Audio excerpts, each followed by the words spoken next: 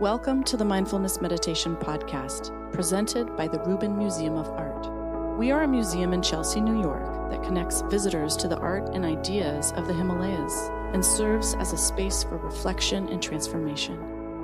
I'm your host, Dawn Eshelman. Every Monday, we present a meditation session inspired by a different artwork from the Rubin's collection and led by a prominent meditation teacher from the New York area. This podcast is a recording of our weekly practice. In the description for each episode, you will find information about the theme for that week's session, including an image of the related artwork. Our Mindfulness Meditation podcast is presented in partnership with Sharon Salzberg and teachers from the New York Insight Meditation Center, the Interdependence Project, and Parabola Magazine. If you'd like to join us in person, please visit our website at rubinmuseum.org/meditation. And now, please enjoy your practice. Hi, everybody. You're joining us during a month of light and dark. We're talking about light and dark this month as the days grow shorter and the nights grow longer, and as we approach the holiday of Diwali that is celebrated throughout many traditions in the Himalayas. And we're looking at this concept of light and dark not necessarily as a duality. In many of the Himalayan traditions, there's light and dark present in everything. And in fact, we're looking at an artwork today that kind of runs the gamut of light and dark and shows us the complexity of a lot of different kinds of experience. This is the Wheel of Life. And clutching the Wheel of Life is the fierce god of death, Yama. And within that wheel, in the very center there, we have the three, what are called the three poisons. In Buddhism, this is the boar at the very bottom, represents ignorance. The snake represents hatred, and the rooster represents desire. And it is thought that by defeating these three challenges that one can attain enlightenment. And if you look at the kind of thick circle, the sort of pie pieces running around the center, these are the different realms of existence. And in fact, we have gods and demigods at the top. And about 2 o'clock, we have the human realm. And then about 3 o'clock, we have the hungry ghosts. And down in the bottom is the hell realm. And then we have the realm of the animals about 7 o'clock there, or 9 actually.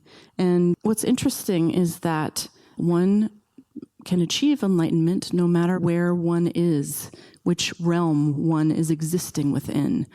But this idea here is that this is the cycle of what is possible in death and rebirth. But of course, there is a way out of this cycle through enlightenment.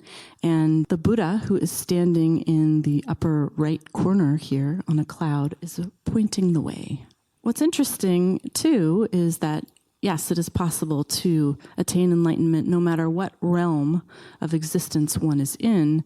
It's thought that being in the human realm is actually the favored place to do this work, and that it's actually more challenging for a god or a demigod to become enlightened in their own realm. So there's lots to consider there, I think, in terms of our thematic today, and we'll do that a little bit more with our teacher, Sharon Salzberg, who is back with us. And I really appreciated her definition of light and dark that she gave last week, which was that light is what is known, and the dark is what is unknown or not yet known. So we'll welcome Sharon back and hear a little bit more from her about these ideas. She is the co-founder of the Insight Meditation Society in Barre, Massachusetts. She has been teaching and studying for a long time, and she's the author of many wonderful books, including her most recent, Real Love. Please welcome her back, Sharon Salzberg.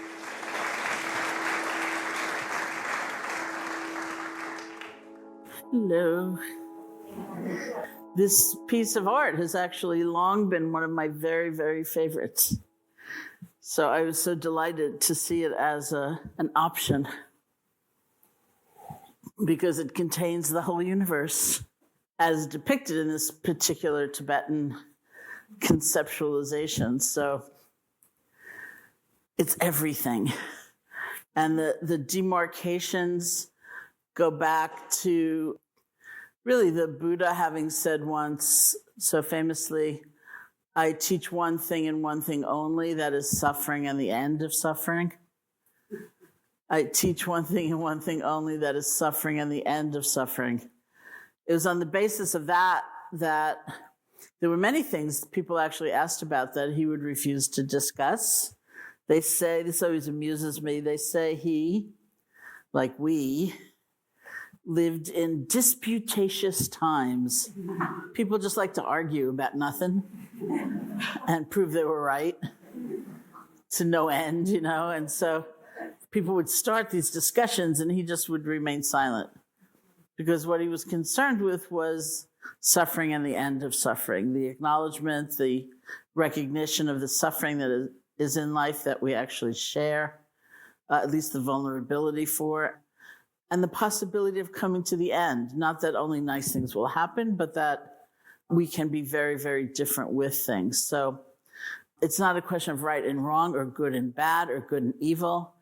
It's what leads to greater and greater suffering for ourselves and for others, and what leads to the end. And so the entire universe is about suffering and the end of suffering. This is the universe, which is bigger than just the human realm.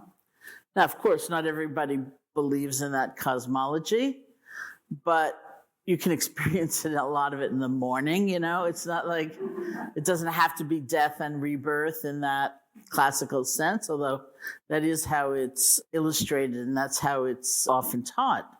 It could be in an hour. And we're going to sit for hopefully like 20 minutes. It could be in 20 minutes.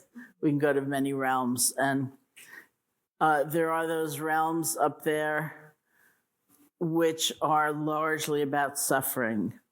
Hell realms created out of anger, vengefulness. And I don't mean feeling anger, I mean being consumed by anger. Everyone's life taken over by anger, which is a misery for the person who is just lost there. Up until that point, they talk about even the strengths in anger, like the energy, and the kind of courage that can sometimes come, like drawing a line and drawing a boundary. But by the time we are consumed, then interestingly enough, the example in the Buddhist psychology is they say it's like a forest fire which burns up its own support. Somebody sent me a photo just this morning of a friend's house in Santa Rosa, and the fires had stopped on their porch. The firefighters had stopped it on their porch. It didn't just stop.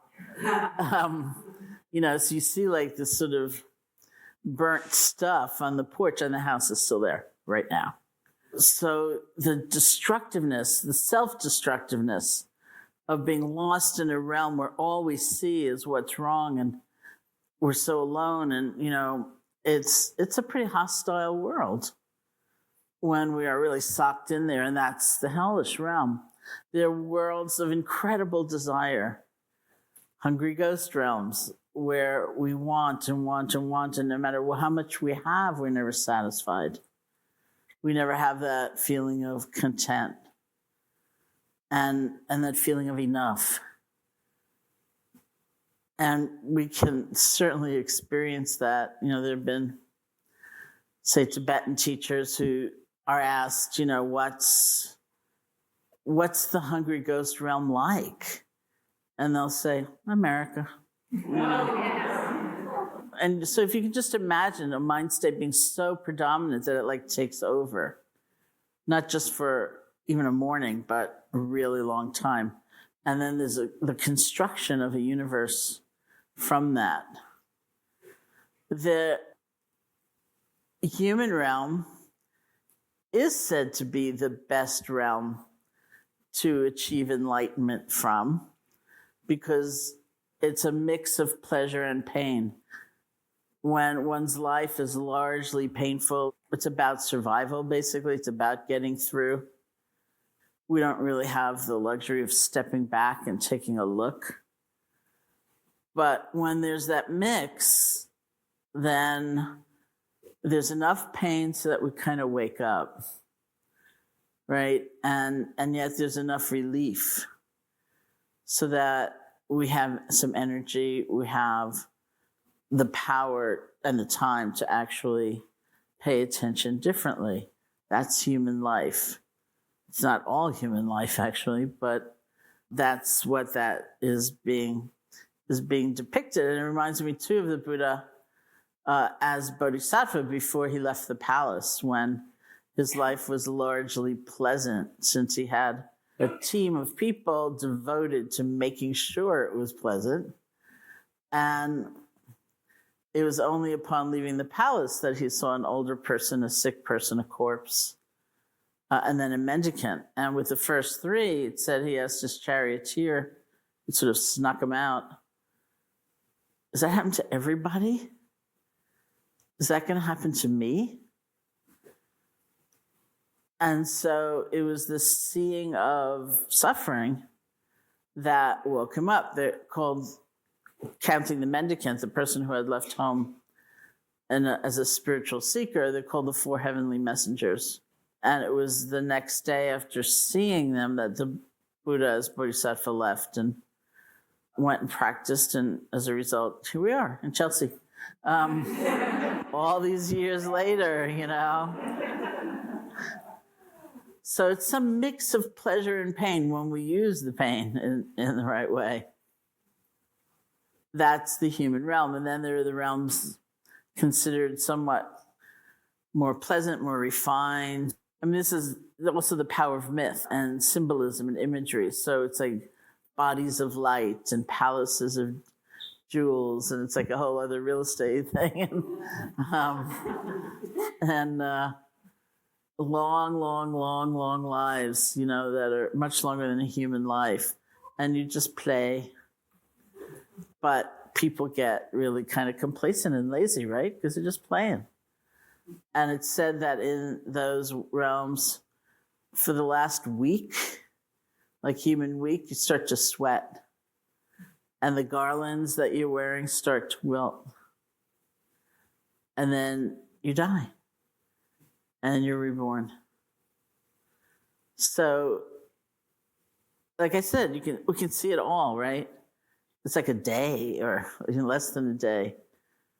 We're so at ease, and the world seems as though lit from within. It's all luminous, and it is like a palace of jewels. And then we get uncomfortable, or we remember it doesn't last.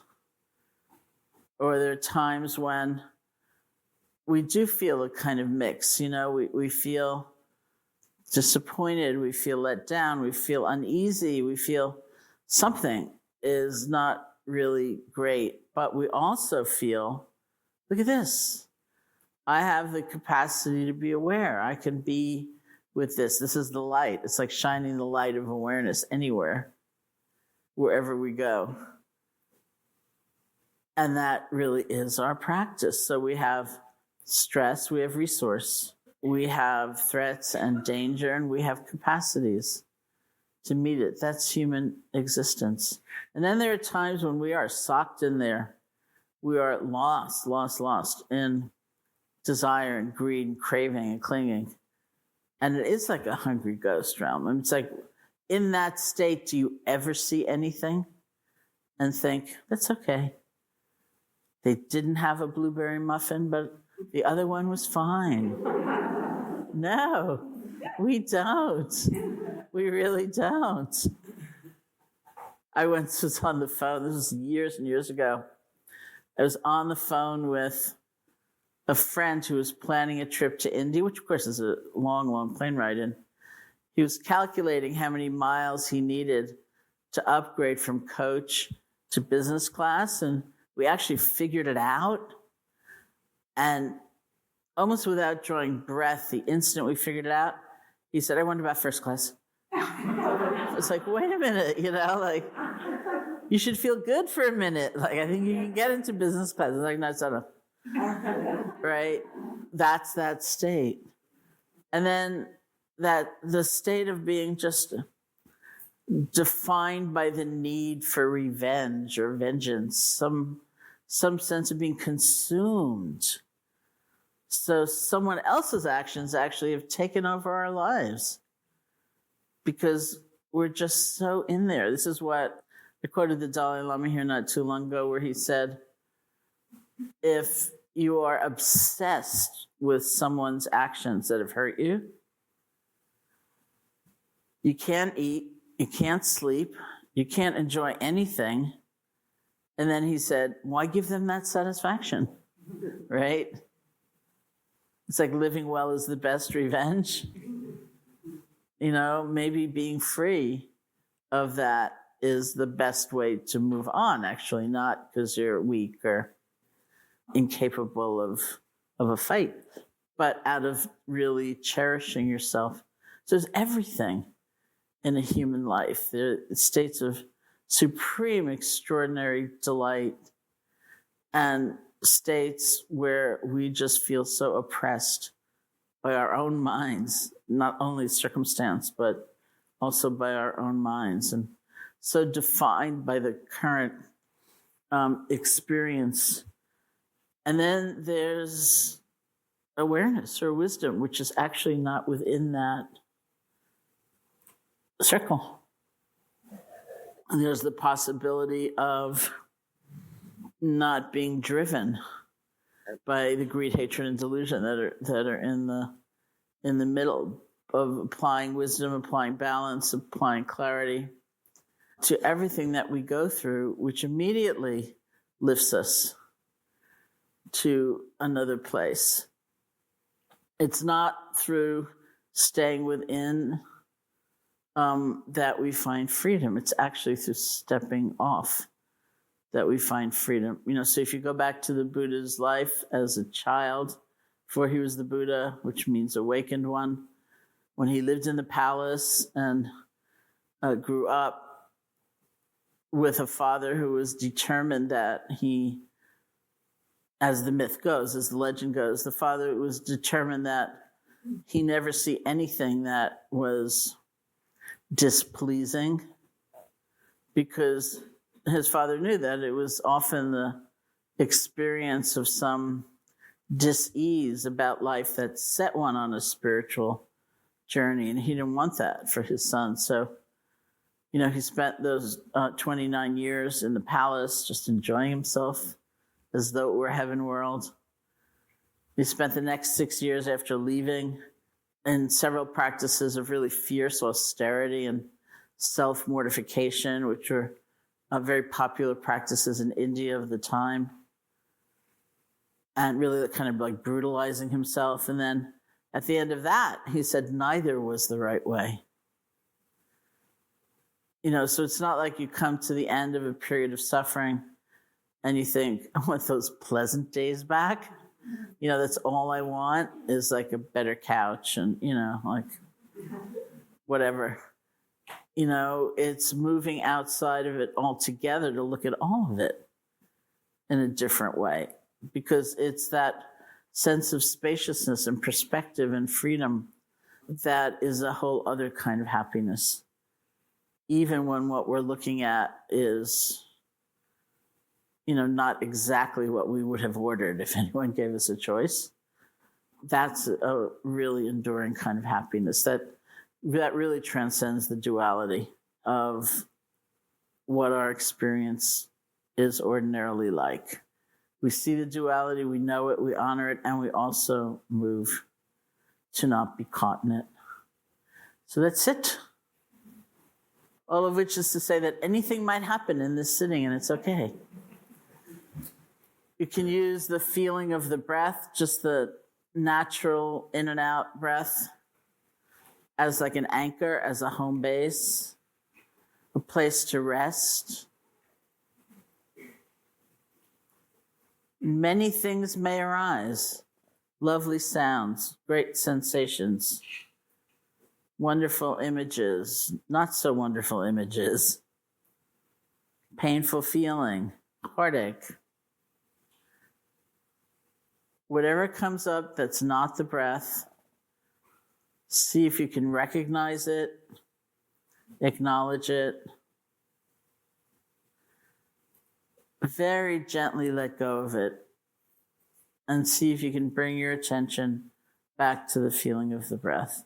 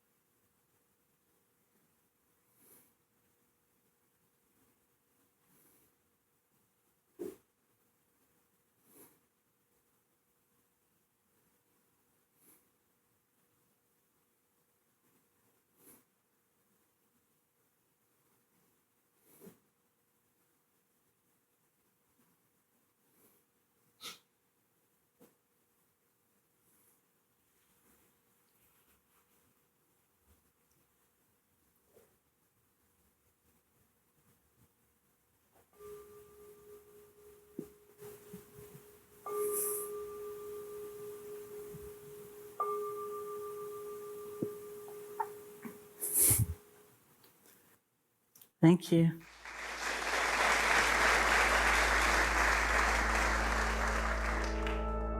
That concludes this week's practice. If you would like to support the Rubin Museum and this meditation series, we invite you to become a member and attend in person for free. Thank you for listening. Have a mindful day.